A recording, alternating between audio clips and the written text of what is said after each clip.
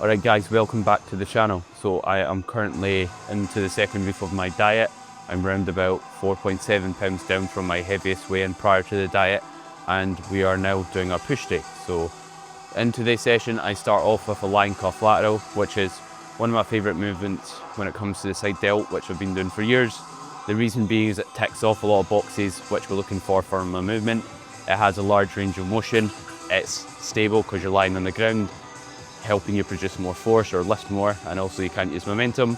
Also, it's got a good resistance profile, meaning it's hard start to finish, and as a result, it's basically, you can't get much better than that when it comes to a side delt movement. And also you're not worrying about what's happening at the wrist joint due to the cuff being attached above the wrist. So yeah, one of my favourite movements for sure for the side delts. So 2 sets there to start things off.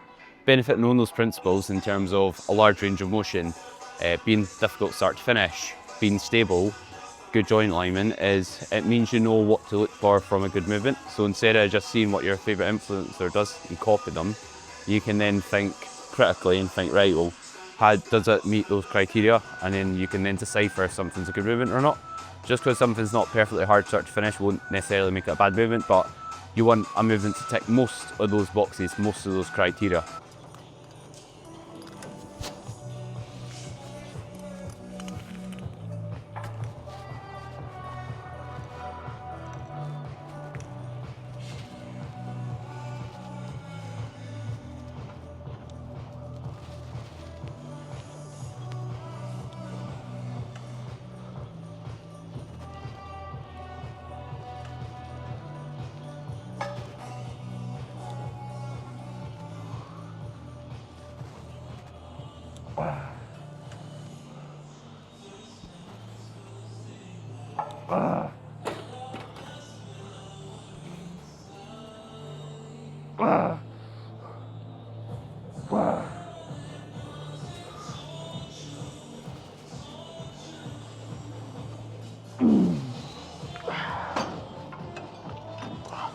So we're following on with a flat chest press, and here we've got another 2 sets. As for the rep ranges, usually I do like a lower rep set first and then a slightly higher rep set second, but you've probably heard enough about rep ranges for muscle growth in other videos with mine and also Justin from Folk in general, so I'll try and touch on a bit more enjoyable and entertaining information. So the warm-ups here will simply be 1 plate, 2 plate, 3 plate, and then just shy of 3.5 plates, I think, before my working set. And throughout this video I'll also touch on a few tips to retain and improve your performance as you're in a dieting phase, because it's currently quite fitting for myself. So first one of those tips is opting for a bit more stable movement. So not that by any means a dumbbell press or barbell press is bad, but when you are dieting down, losing body fat, you lose stability. When we lose stability, your ability to perform well will be poorer. So you want to do everything you can to create stability as a result of that, hence why I'm doing machine-based pressing. And you want to think about what you can do to create not just internal stability by using, let's say, machine work instead of free weights, external stability, which is using, let's say, machines, but also internal stability. So nailing your breathing throughout the set, using leg drive, making sure like your core tight, because it's not just a case of like using machines to create stability. We can do a lot with our body to create stability itself. And as a result, you'll have a better ability as your body weight drops to hold on to your numbers and continue to improve them.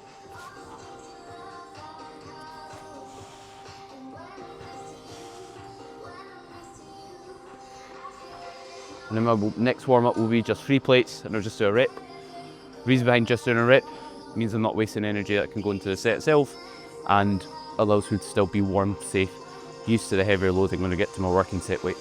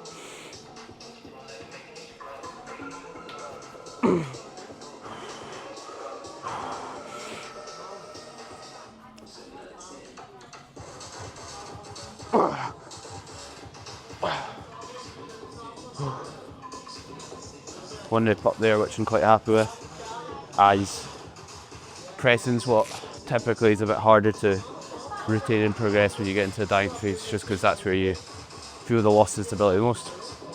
And control wasn't compromised here, which is the main thing. If your reps are speeding up in order to pursue a progression, then it might not actually be progression.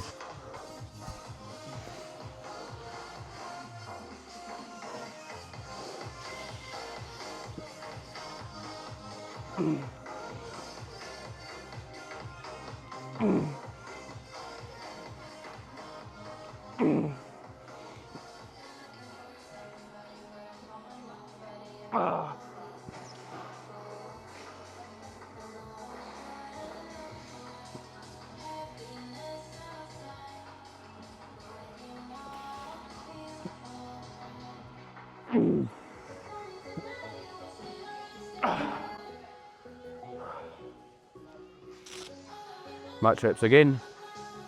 So another point you can consider when it comes to holding onto your numbers when you're dieting is nailing your variables. So your progress in the gym will be influenced by your consistency outside the gym. So nail your sleep, nail your hydration, nail your diet.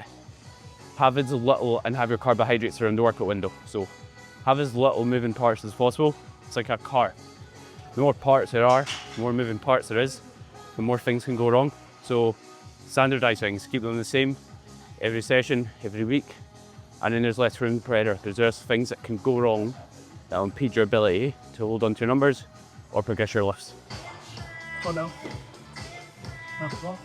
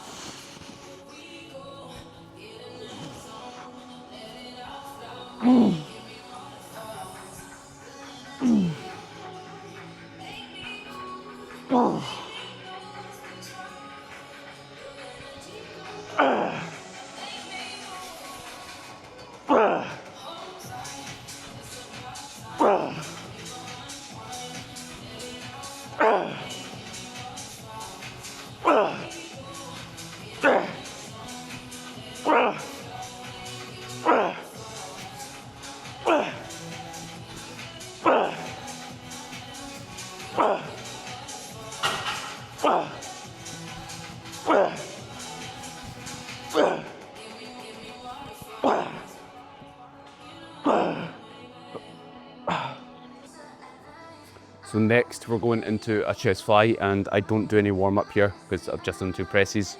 The requirements for warm ups are pretty much low to not needing one at all, unless you need to practice the skill of the movement pattern. That's a case of when I'd warm up, or if I was nursing an injury. But if it feels good jumping straight in, I'd just jump straight in.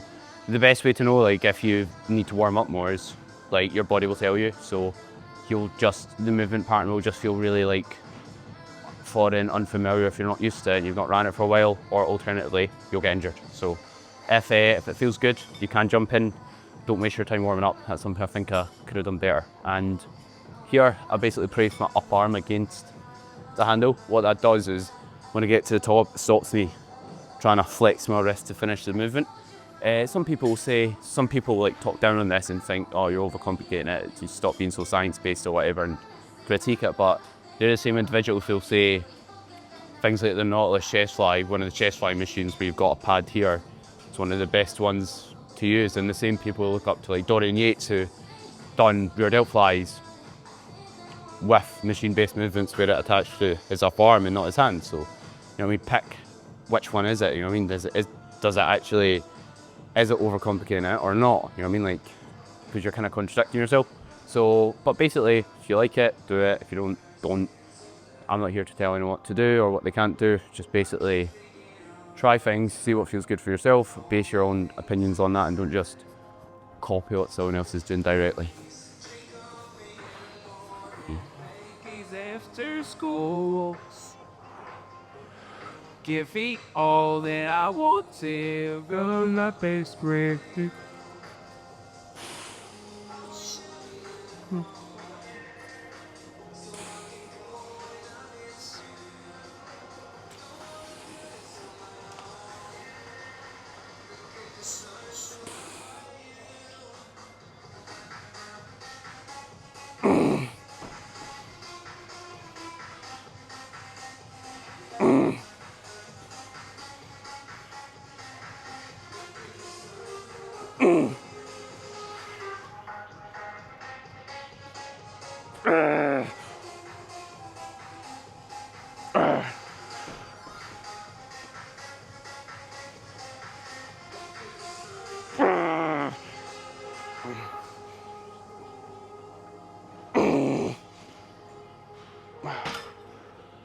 So another tip to retain your performance when you're dieting and continue to progress is not taking any 50-50 reps. So on like the compound movements, like the chest press, incline press I've done, I wouldn't literally fail. The reason being is sometimes like you can try and get a progression, fail, and then you just waste so much energy going for that progression that your ability to retain your second set diminishes. So sometimes it's better just accepting that you can't really take progressions and just trying to hold your numbers.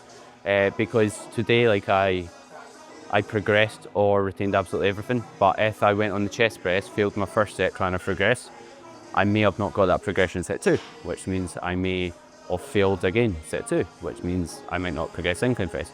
And you're carrying that fatigue not only to the other movements of the session, but also into subsequent sessions, impairing your ability to manage your fatigue throughout the dieting phase and also continue to uphold good performance. So yeah, don't always take reps that aren't there, especially when your recovery capabilities don't warrant it, which is in the later stages of a diet. You've not got food to your availability to help you recover.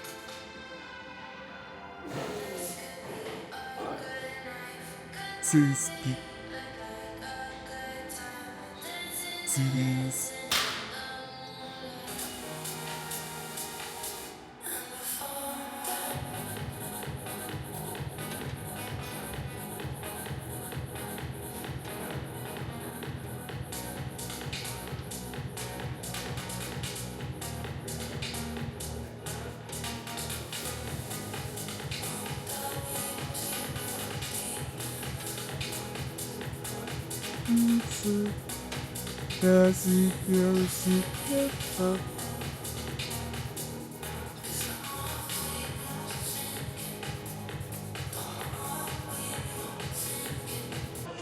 I've just noticed my mic has been turned off, so hopefully that's not been for long and I've not lost half the footage, but if so, it may just be training clips. So another tip when it comes to upholding your performance or progressing is your confidence. Like going into your sets, like are you thinking you're on low food, you're dieting, you're going to be weaker, you're way less, you feel tired? Or are you going in thinking, right, I've slept well, I've fueled my performance, I've got this, you know what I mean? Like, it matters a lot. It's shown in literature that affects performance, and anecdotally with clients, I see it time and time again, when they have a lack of belief, their ability to perform diminishes. So make sure when you go into your sets, go in with a bit of aggression when needed, go in with a bit of confidence. Does this mean you need to like hype yourself up for a bicep curl? No, but if you're going into your hack sort of feels heavy, didn't feel great today, and you drop reps, and no wonder you're dropping reps. Your mindset needs to be in a good spot in order to uphold performance. Where the mind goes, the body often follows. Because the mic didn't pick up in the earlier clips, I've got a rope overhead extension after doing the kneeling rope extension. The rationale behind doing the rope kneeling extension, is it offers me a bit more stability. And as I touched on earlier in the video, a big part of upholding your performance is making sure you're creating a stable environment.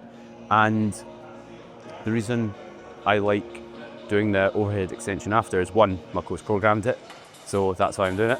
But two, I think it makes sense logically. I think doing movements that are a bit heavier in the stretch is a bit safer later in the session. Like I wouldn't want to go into my session and start with movements like a dumbbell chest fly that's extremely heavy, or like a hack. I'd rather do a leg extension, or maybe like a machine chest fly, or a chest press that's heavy to lock out first. I think from experience, it's just a bit safer and it's going to be a bit more joint friendly. So your exercise structure matters. And with this, I've got 3 sets. I just start with the rope extension 2 with a high rep set and let the reps taper down. I don't think you need to do a top set, back off set approach. In other words, a really low rep set and then do a high rep set second. I just like keeping the load the same, safely changing it, adding time to the session, and just doing 3 sets, letting the reps taper down throughout.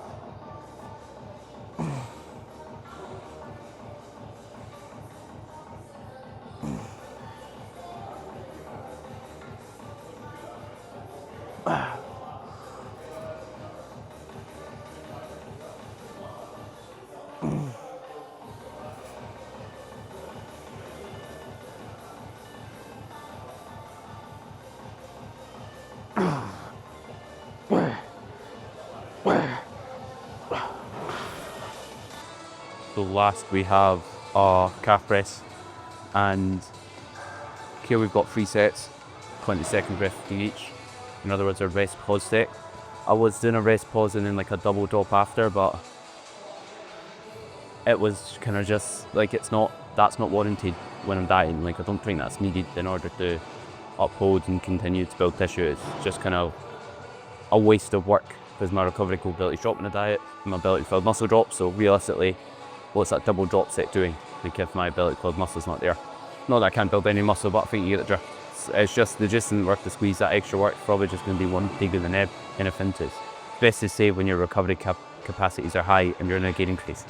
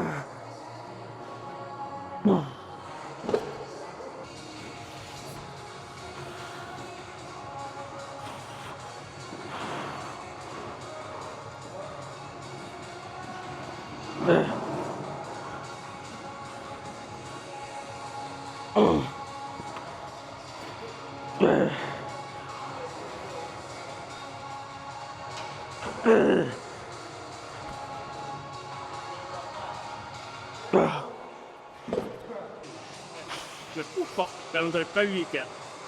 Ở đây này. Kia đi to.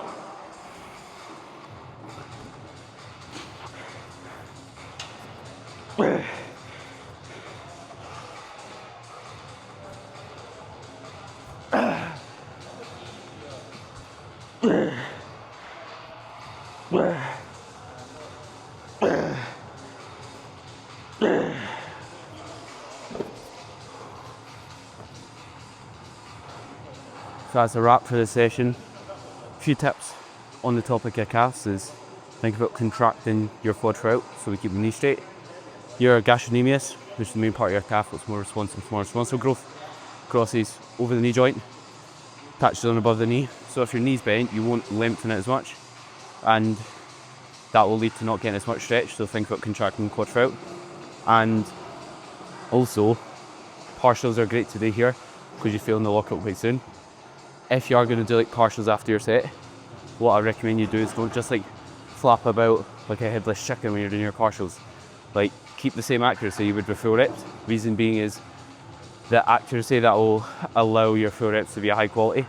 It's going to be the same as what will allow your partials to be high quality. So pausing in the stretch, controlling the eccentric, as much range of motion as possible. Keep those principles in place when you get to your partial repetitions. Hope you guys enjoyed the video. If there's any content you'd like to see, let me know. And thanks very much for watching, especially you, Logan, because I know you'll be watching the video. And yeah, if you did enjoy it, subscribe, like, leave it a comment, and share it on your Instagram story if you did.